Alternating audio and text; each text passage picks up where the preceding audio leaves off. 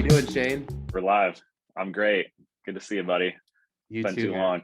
Thanks for being open to this. I've been slowly and steadily trying to get you to be comfortable with coming on. I know you're going to be an awesome guest, so appreciate you dealing with my my annoying persistence. No, I'm excited, man. I mean, we've been talking about this for a little bit, and I know we text here and there, so it's been something I've been interested in for a while, and first time, so it's exciting just to do something different and fun, you know? Yeah, thanks, dude. I feel like you and I have somewhat of a intermittent connection where I'll send you music, or you'll send me music, or we'll talk about spirituality or like new ways to think about meaning. And for that reason, I just can't wait to get into some of that on a deeper level,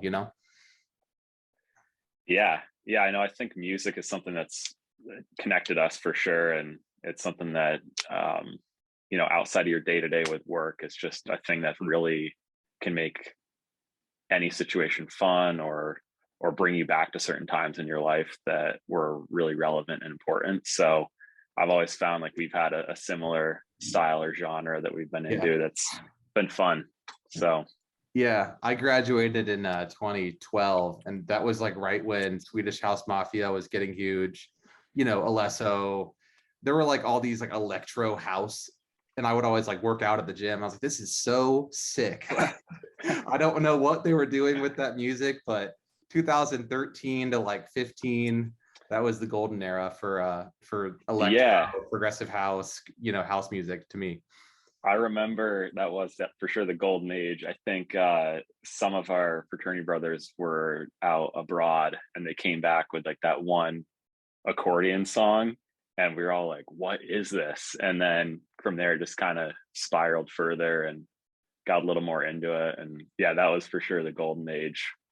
Yeah, I remember Glazier would play this one Jason Derulo song over and over and over again in the President's Suite when I was in the house. Yeah, he had a history of it. Was a short playlist for sure. For sure, 10, man. 10 up, 10 down. Man, what an awesome experience IU was. I'm super glad I joined FISIG. Just a great way to like experience the campus and make some closer friends. I was from Indianapolis, not from Carmel, but from downtown, and I actually joined FISIG because there was no one from Cathedral, my high school, that joined. A lot of Carmel guys, a lot of just Indy guys, Chicago guys, but I kind of wanted to like kind of chart my own trail. For you being from Vermont, kind of curious more about what made you choose IU, and what made you choose the friends you did. Yeah, I guess I mean a little bit of a story, but my parents both went to Wisconsin. They were at UW, and so from the time I was a kid, I always wanted to go to Wisconsin. I just thought that was a shoe-in, and that was the only school I didn't get into for a couple different reasons. But I ended up thinking like, okay, what am I going to do now? And turned out that Indy actually had a better business school and a lot of the same things I wanted anyways. So it felt like a good way to carve my own path and do something a little bit different than the family tradition. I recall going to visit, and it was like a really sunny day, and everyone was walking around campus. There was girls everywhere, and just like a real big energy about it. And I thought like, this is definitely it. And so then freshman year comes around, and I don't know anybody.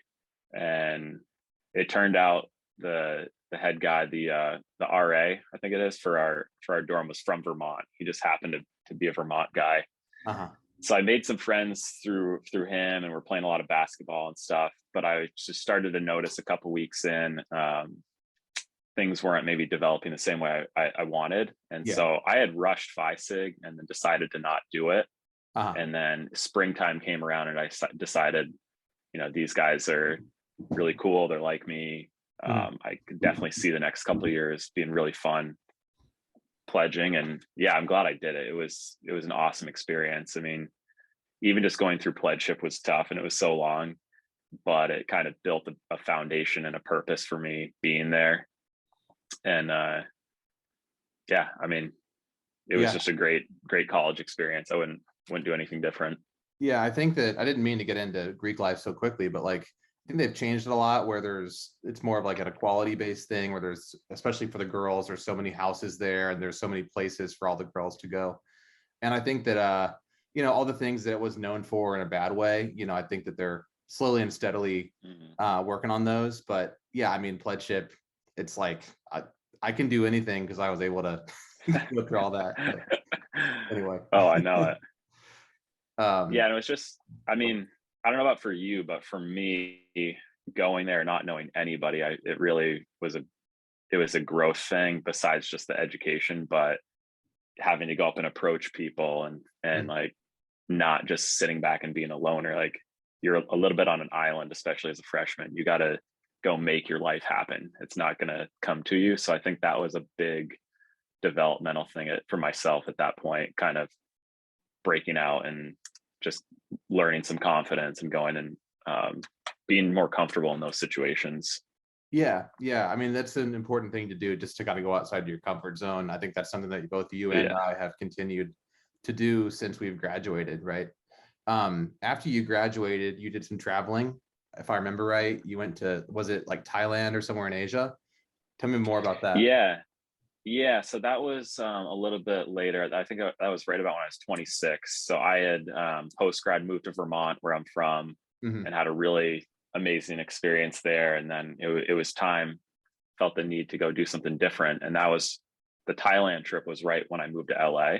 Yeah. Okay. So it was pretty funny. I mean, it's just such a unique style of vacation. I know a lot of people go over there, but the way we did it was pretty much we laid out for a 2 month stretch. We're going to be in these places on these dates, maybe like 3 or 4 days in each spot, but we really didn't have any accommodations. It was you show up, you find a hostel, you look around town a little bit, find the right one, and just kind of wing it. Yeah. And because of that, it was amazing. It was just like a free flowing vacation and experience that, I mean, I don't know if I could ever do something like that again, but it was awesome. I mean, do you have any specifics that you're curious about over there? Because we Well, did yeah, I so mean, much. when I was 25, I actually moved, or 24, I moved to Dallas, and AJ and I hooked up to do the startup together. And that was kind of like my jumping off the deep end. But I didn't know you didn't have lodging. Like I think a lot of people dream about doing that, but they never do. And I think it's a special time in your life when you can do that. Like, whether you're 32 with kids or, 40 without kids, whatever. When you're Hmm. 25, like you honestly feel invincible. To go with friends, it's commendable.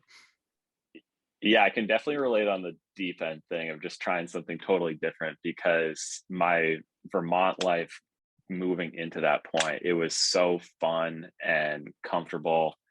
I didn't have a lot of money, but like everything was based on Friday, Saturday, Sunday with my friends, having fun, having a good Yeah. time. Like I was so focused on that Tuesday and Wednesday, I was already excited and Mhm. craving the weekend. And then moving to California and starting it with that Thailand trip, it was, I think, a little bit of a transition to come out of some of that safety and knowing what life is into something totally different.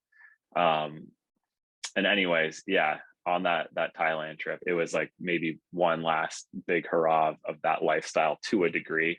Mhm. But yeah, man, it was amazing.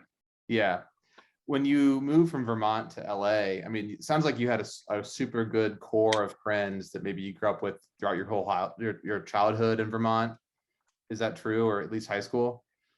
It was a couple friends from growing up, and a lot of them went to University of Vermont or Champlain College right there in Burlington. And during college at Indiana, I'd come home for Thanksgiving and Christmas and summer, and that's when I got to be friends with my friends that were going to those schools. And then so when we graduated college and I moved there, it kind of just became even more intertwined and really got to be close with a lot of those guys. And around the same time, a lot of us kind of just picked up and moved out of East Coast, came to LA or Denver, things like that. So it's definitely a really strong group. I mean, we were doing everything together, from just meals, like going out for burger night Wednesdays, partying on the weekends, going to Montreal, Mhm. Miami trips, like everything. It was really tight. But Yeah, I ask about yeah, I that mean, because there are likely people out there that are, in that kind of right after school, 1 or 2 years at home, maybe like have a job, but not really like what they went to college for. And they could be dreaming about like, "Well, I'm gonna move to Denver. I'm gonna move to Nashville. I'll move to Austin, Texas," right? And I'm kind of mhm, curious, like what happened in those months before, not so much Asia, but like LA, where you're like, I'm kind of feeling the urge to do something different, or was it a discomfort, or was it more like an excite? Did you always want to move to LA? Tell me more about that thought process. that's it's such a good question. I mean, I think at that point I was very aware that everything was going so well and I was having such a good time. But it was really safe and kind of predictable. And I started to get the idea that if it just kept going down that road, it would have been okay. But I was going to wake up at 30 one day and have done the same stuff, even though it was fun and okay. Like it might get old. I might eventually, um, I might regret that I didn't do anything more. And also, I think like I was being challenged, but not to the point I should be Mhm. professionally. So, like I worked with my dad, which was amazing. I had 3 years working with him.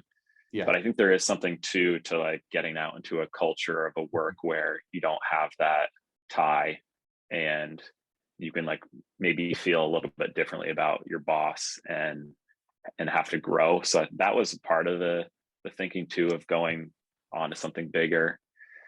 So yeah, with that said, like my friend Travis and I, about a year beforehand, we hatched this idea. Like we want to do something big. We want it to be warm because our winters are just kind of wasting us away here. Yeah.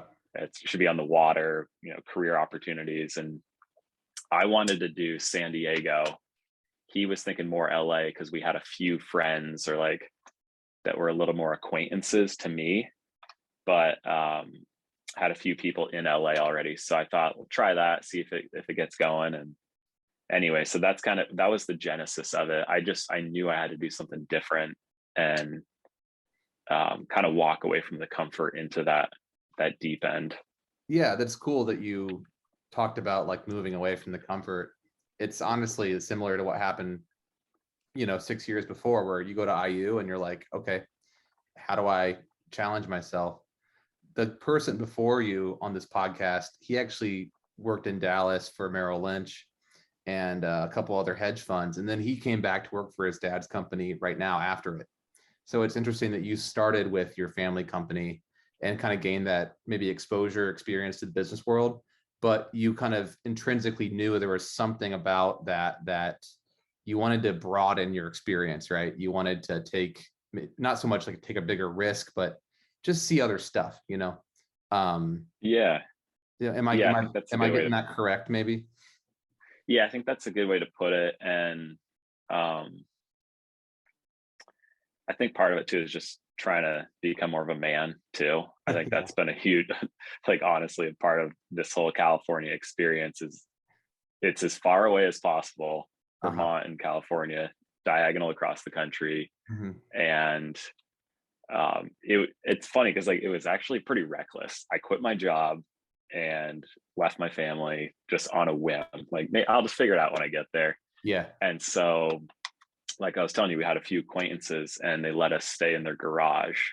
And my buddy Travis and I split their garage for I was paying 400. I think he was paying 400 a month. We had a divider down the middle with like a shacker sheet and like a couple weeks into it in Venice Beach, I'm like, did I do the right thing? Like, it's kind of been hard to find a job. And so I think, going through some of that experience is really what I needed to maybe toughen up or like feel a little more of the real world and figure stuff out on my own.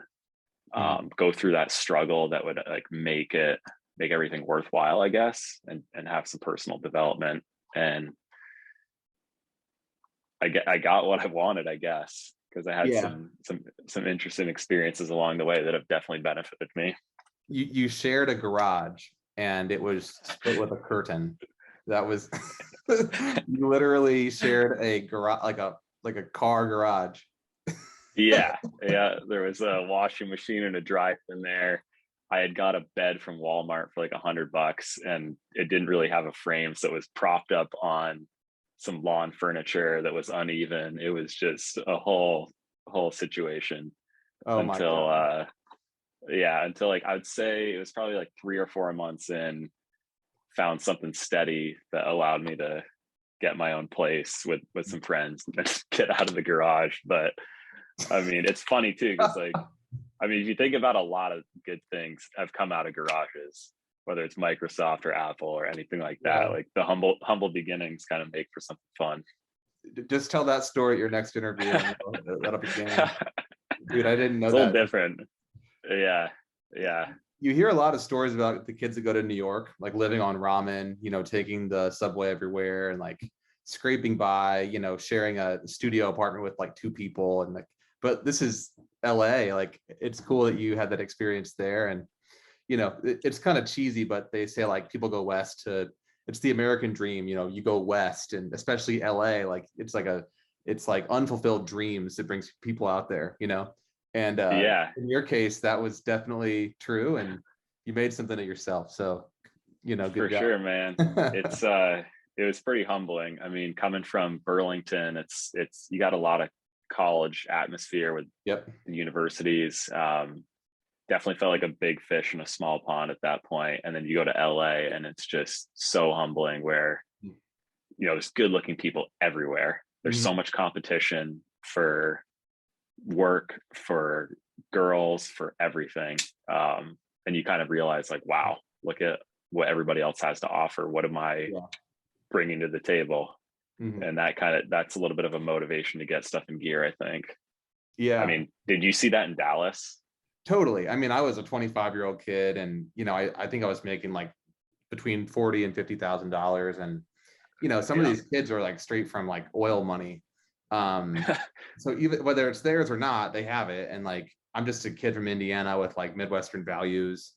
Totally. Like, what do I bring to the table?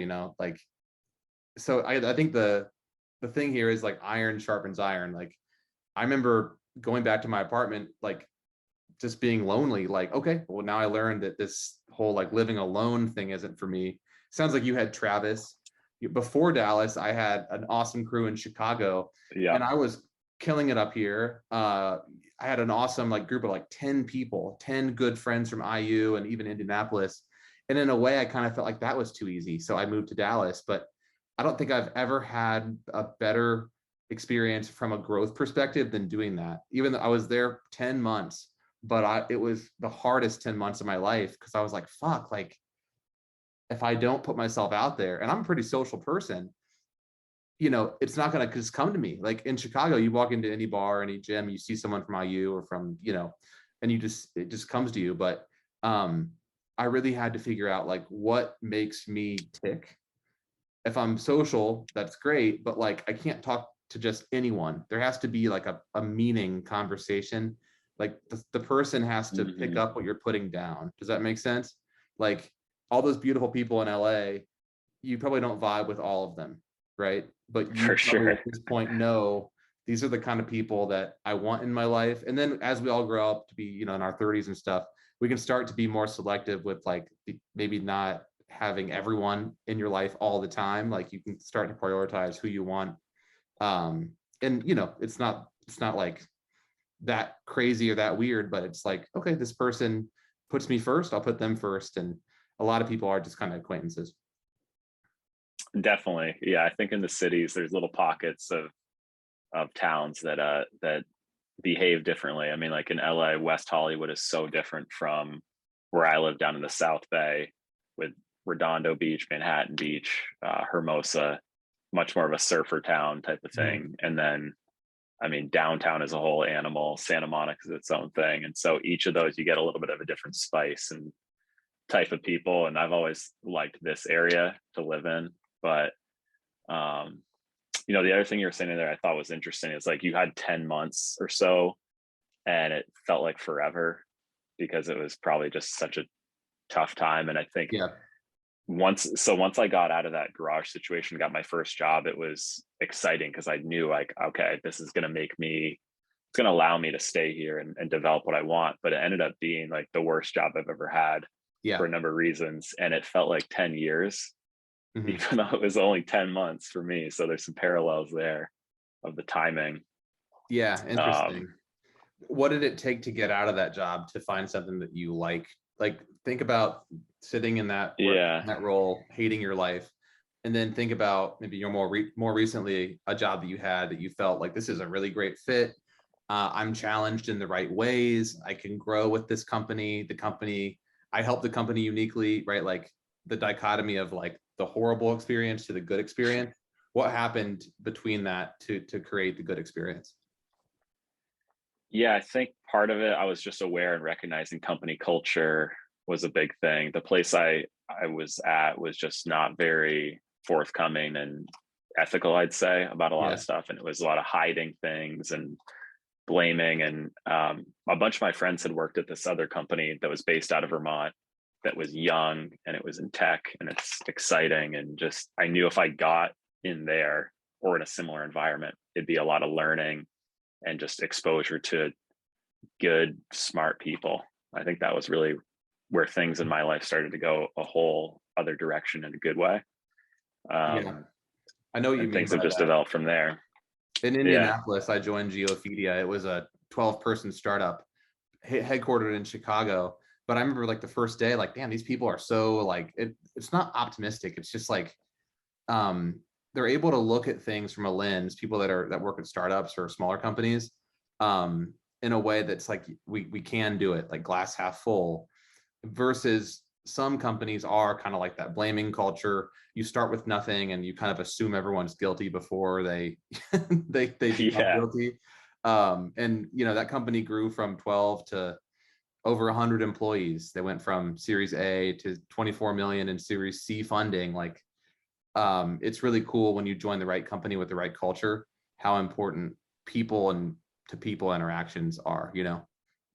Yeah. And I think too, for especially for entry level, if you're, early 20s, mid 20s, and you're just kind of getting into this space, one thing I found that was huge for me was just being in the room and overhearing other people on the phone, Yeah. account manager level.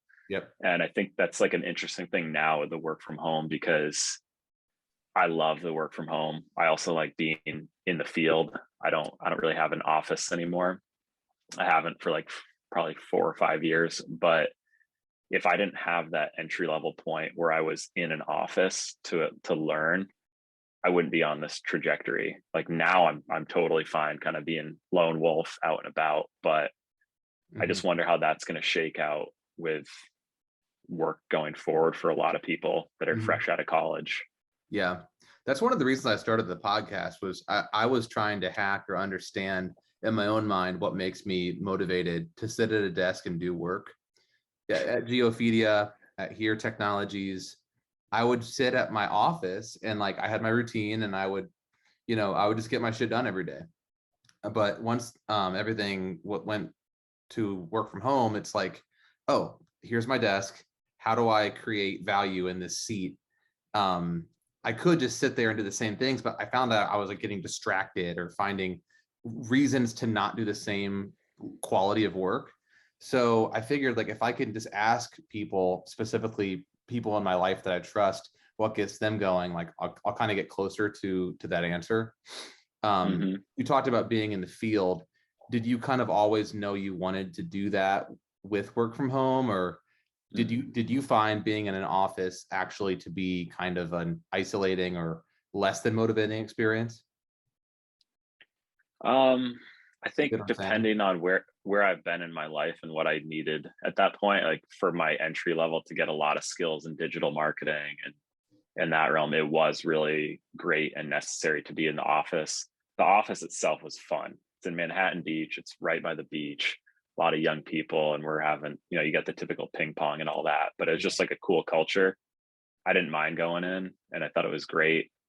But then once I discovered in my next roles the field where there's travel and you're getting to meet in person, and the work schedule itself is just totally different. Instead of being chained to your desk where it's grinded out for 8 or 9 hours, it's it's prep work that I can take my time with, and then it's spotlights on, like you're in the game, for an hour or two meeting with the client, and then there's some downtime with follow-ups. So I really just enjoyed that style. I don't have managers that are breathing down my neck. They trust me to get stuff done, and it's just, the whole thing feels like a good fit and what I want to do going forward. I don't think I want to be in an office for 50 hours a week. I don't know about you, but yeah. No, you're right. I mean, I think it was a function of me being earlier in my career where I was like, I have to grind, I have to make this many calls. So I was looking for those like opportunities to prove myself. But now I kind of feel like 8 to 9 years into my career, I've sold the big deal, right? Like I've renewed the big deal, I've upsold the big deal. So I also kind of crave being in the field or sitting face to face with clients, kind of making my own schedule. I think for anyone in like sales or marketing role, it's a big draw to that segment of business, that kind of like that function. So that's kind of what I have to say about it. I think that if you are new, there was a reason that you were sitting in your dad's company saying like, I need more experience that's outside of this. And hopefully you got that in those years between, your first job in LA to where you yeah. are now. Yeah. And I noticed just, in the last 2 years during COVID times, things have evolved so much, just the way I view it. I mean, at first I was kind of bummed. I was like, I'm going to miss meeting in person. I know I can do everything remote, but do I want to? And then it kind of turned into the necessary thing, and you get a rhythm of it.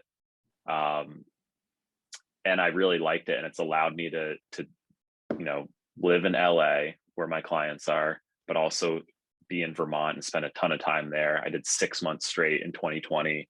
And then since, I've been kind of bouncing back every month or two, and also spending time in Arizona. So lifestyle, it's really allowed a lot. But also I realized in the course of that, like, I think probably that 6 month period of just being at home, that I do occasionally miss going in and being in person and having that adventure where I just feel more accomplished when I get up in the morning and I get in the car and I drive to a client and I hit a Starbucks and do some work and then come home, versus like 6 months straight being just at home. Yep. Maybe I feel a little sluggish, and I don't know about you, but there's something, I just feel like I have more to talk about if I'm leaving the house and going out and killing something, so to speak, like a caveman. Yeah, that's But some like, philosophy shit. I mean, it's this idea of like humans, especially men. I think we're kind of like predetermined to want to go out and kill something, literal or figuratively.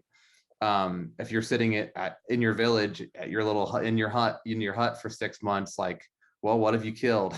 it doesn't really feel like you've done as much as maybe if you get up every day, go to your clients and stuff, meet with people. Because I think every conversation too is a chance for feedback. Like, okay, this is what I'm bringing to this conversation. This is what your client's bringing to it.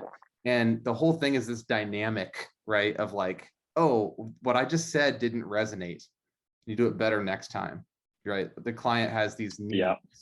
And when you're sitting in front of a screen, you might not be able to pick up on those cues. I'm just throwing a lot of stuff out there, but I think that if I can explain what the last 2 years has felt like, when I was sitting across from the table from the Domino's CIO, like, okay, like I can see this is exactly why he's not going to sign this deal. So I had to go back to my team and figure out how to, kind of counter propose language that would work for him. And I just haven't The had body that. language. Yeah, For totally. sure. Yeah. No, I totally get that. It's it's good. I mean, I think there's such a wide variety of how people feel about COVID and all that.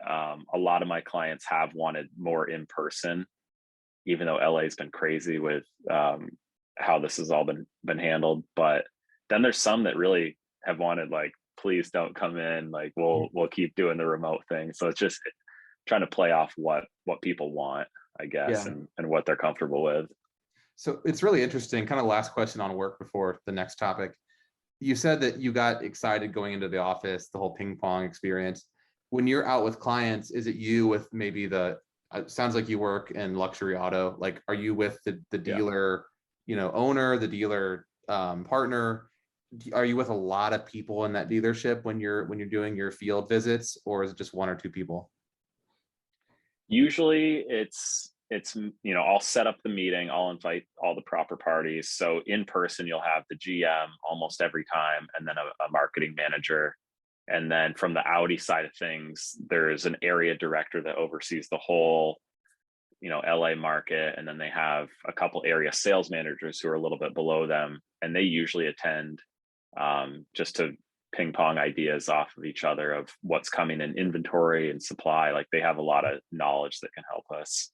And then on the phone, you've got the website company account manager, usually like the people who are making banners or running the advertising budgets. So yeah, you tend to, like today I had a meeting where there was 10 people on. Last week there was one where there was just two. So it kind of depends, but it definitely helps when everybody's involved on the calls that needs to be, that's actually going to carry out the work.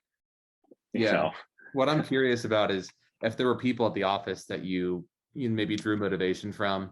Maybe there never was, right? But when you're going to the client, when you're going to the dealer, are those people a good replacement for that motivation? Are you finding that if you do your prep work and you feel like that was a great meeting, I killed that, I'm curious to what extent other people are involved with my motivation for it, or like, how do you mean? Like I'm a sales guy. It's pretty simple. I have this group of products in my bag. I go to a client, and ideally, really simply, the client has a need. I solve it with one of the things in my bag. That was a hunt. That was a kill, right? And I'm curious with your situation.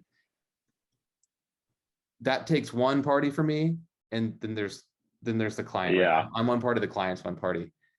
I'm curious more about that hunting and killing kind of metaphor within your field point of view.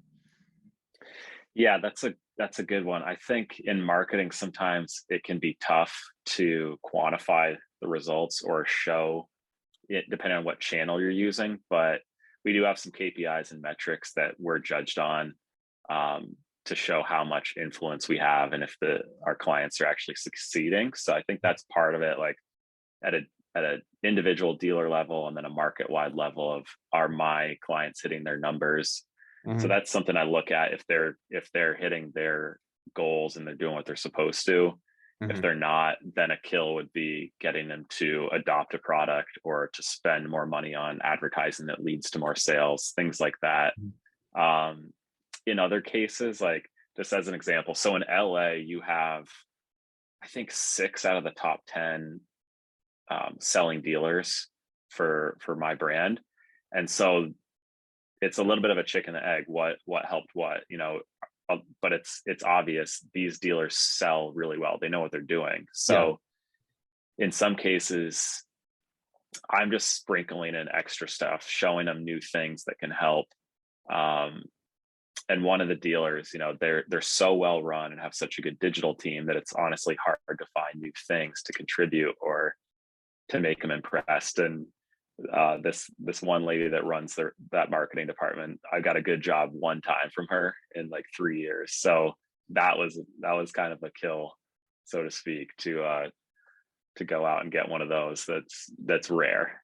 Yeah, I know what you mean when there's like a hard to close client or someone that's difficult to bring to the finish line, and you finally get it. It's like, this takes one, and you're like, got it. All that hard work. Yeah.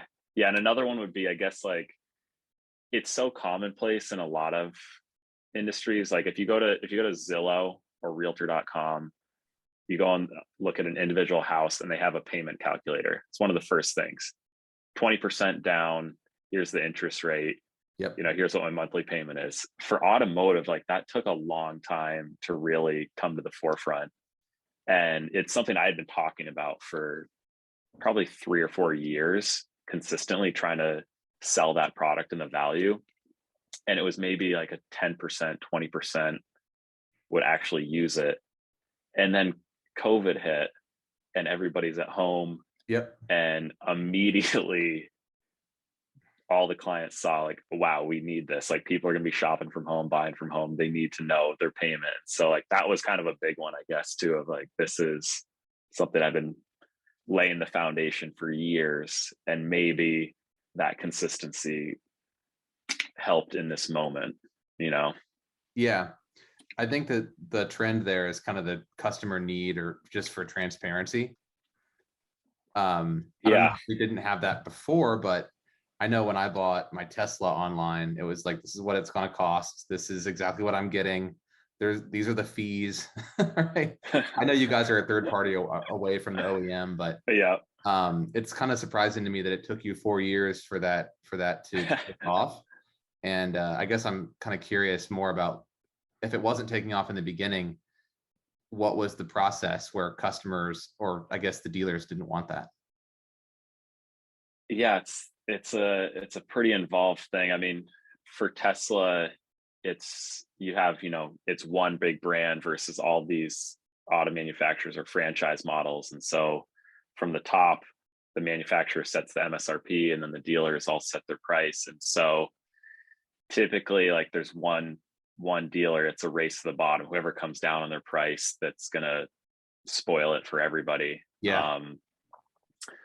And one of the ideas would be that if I show my pricing, or I show my payment, Nick gets my payment, and then he goes to the next dealer down Yeah. the street, versus wanting to get what we just call a lead form or like a phone call. Mhm. That had always been the game.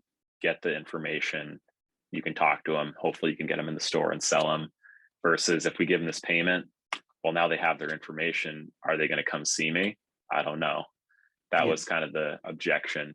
It's But like intercompetition between the dealers versus other brands don't have that same kind of supply chain.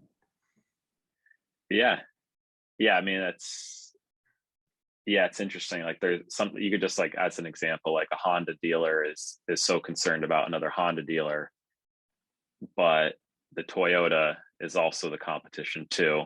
And Mhm. so if all of the Honda dealers work together, then they might be able to overtake the Toyota. But it's just so competitive on a local level that sometimes the bigger picture is lost. But I guess that's just a free market, right? It's bound to happen as long as you're allowing different strategy. Yeah, I love Audi as a brand. I don't know if you guys strictly work with them, but my friend Will in LA, actually, he has a S6 Turbo, like the last year they made those, and he just ripped it up his parents' street. And it was like, my Tesla can do that, but man, that was They got some a lot of torque. horsepower. Yeah. Oh, I'm sure your Tesla can rip too.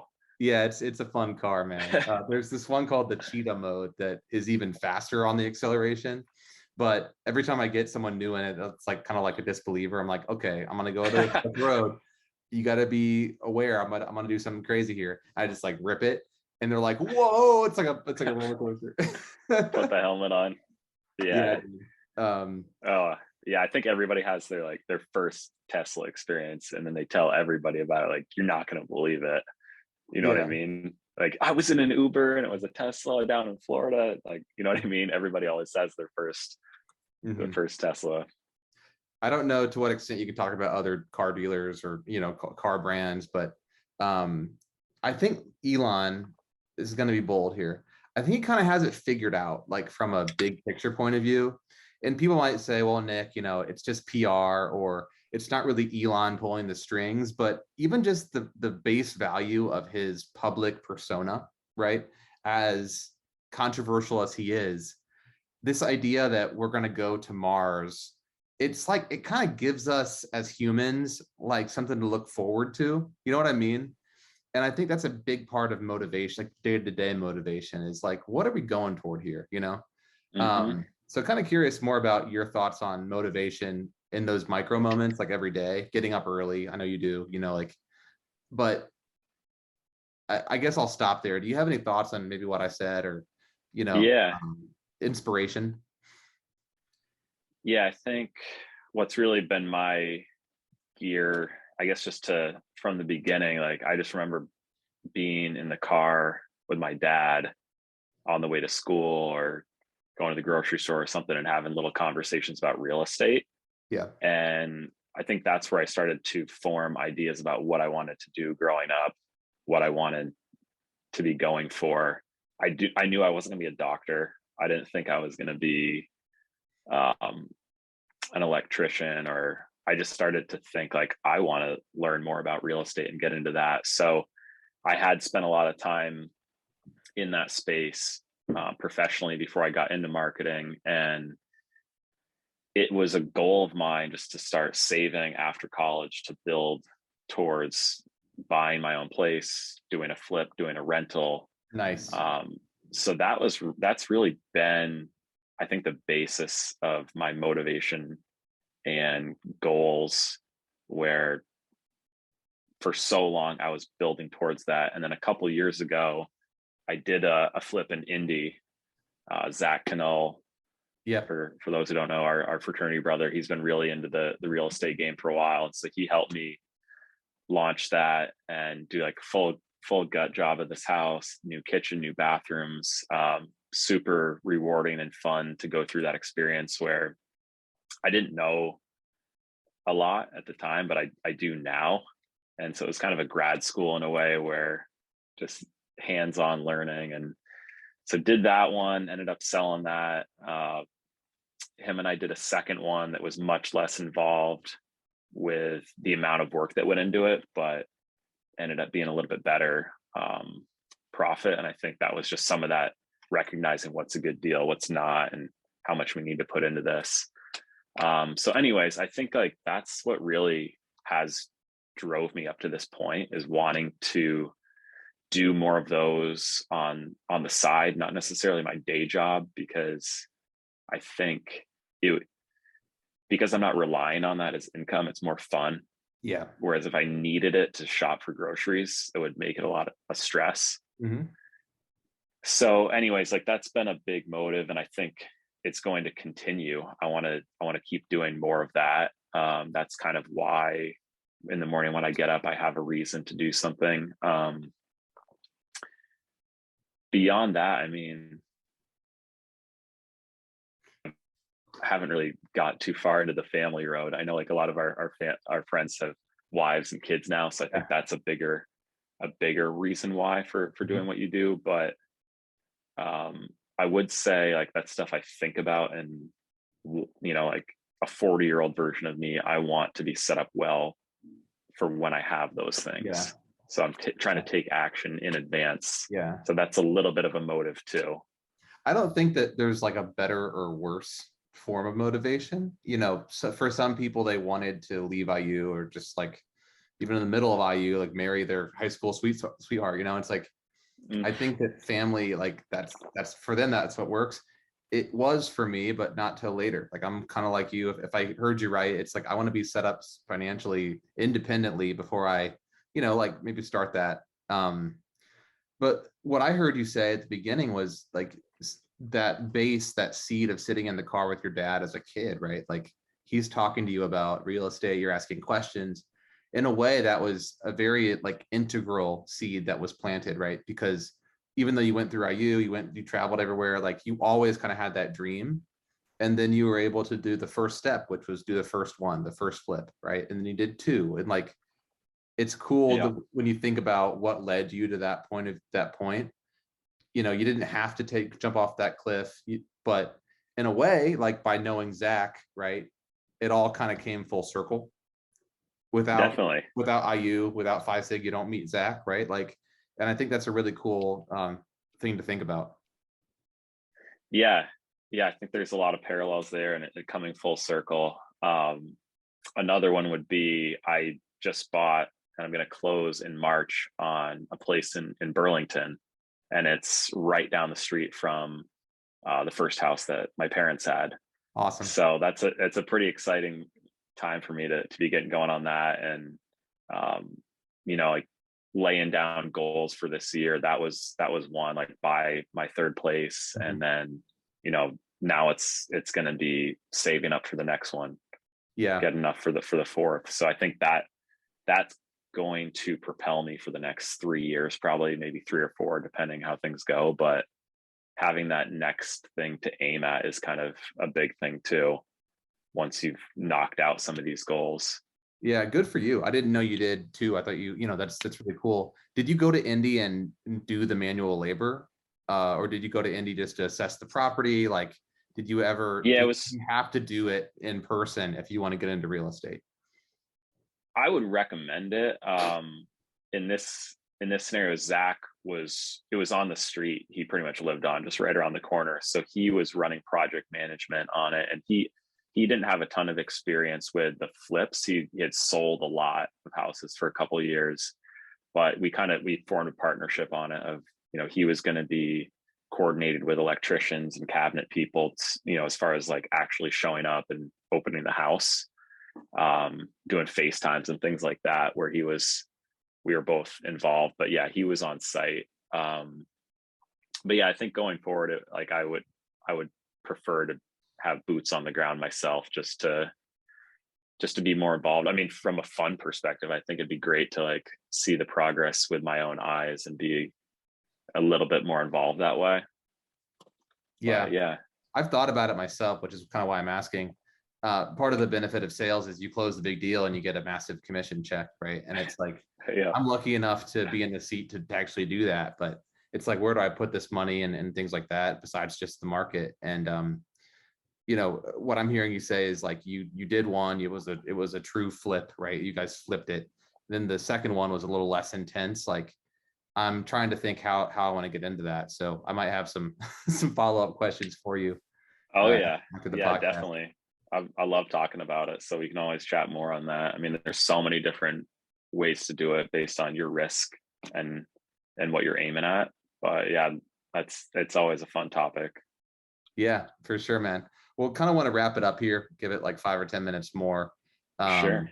Really appreciate you coming on. I mean, every person I have on, I ask a specific question.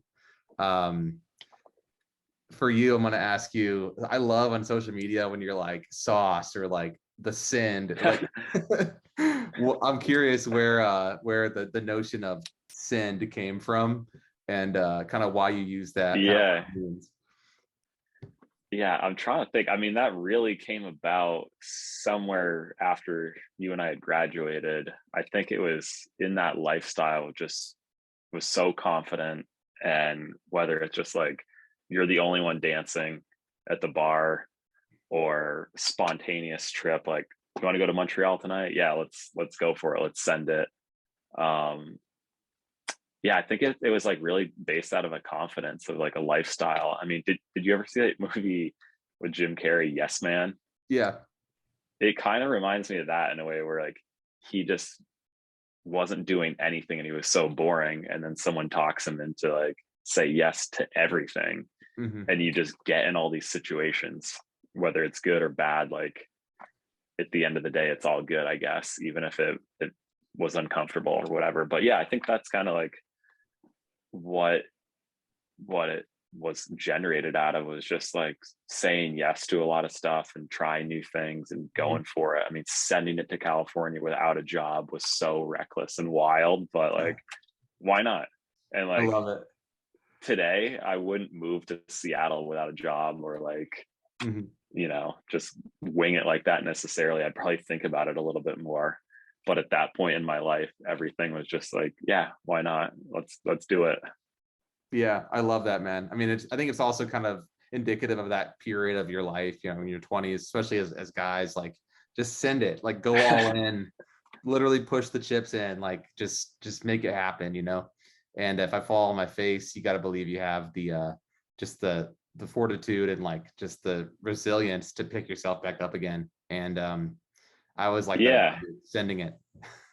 Yeah, I think the falling on the face thing is good too. Like, I think a lot of people are scared to fail, and in reality, failure is still a good thing. Like, that's how you grow. Um, and the bad things are a gift. And I know that's a little bit of a cliche, but something that's helped me a lot. I love Alan Watts. Sure, man. I don't know if you're familiar with this stuff. Yeah. Absolutely. Yeah. So he has this one construct. It's the dream. Basically, if you were to go to bed tonight and have a dream about a 75-year life, and it was everything you wanted. It was perfect. You had everything go your way. It was, pleasurable, and you got material things. You were happy. You got everything you wanted. You'd wake up and you'd say, man, that was awesome. Like I lived it. Like that was the perfect life. And so the next night you'd probably go to bed and dream the same life and have all this pleasure and stuff. And Alan Watts said you probably do it for like 3 months straight, where you dream the same pleasurable experience. But then one morning you wake up and you'd say, now I want to have something that's different. I want to have a challenge. I want to have something come at me that I'm not anticipating. And so you dream that, and then you'd wake up from that and you'd say, that was a close shave. I made it. And so the next night you'd dream something harder, and you'd keep dreaming these challenges that come in that you're not ready for or expecting. And eventually you'd dream the life that you're living now. And that was really profound to me, because if you do fall on your face or something comes at you that you think like, this is really shitty, instead of asking, why is this happening to me, asking like, why is this happening for me? Mm-hmm. And so I think that really goes with a failure, or if things come at you that you just don't seem fair, try and look at it of like, this is probably something I wanted. I didn't want a perfect life. I didn't want all pleasure. I wanted something different.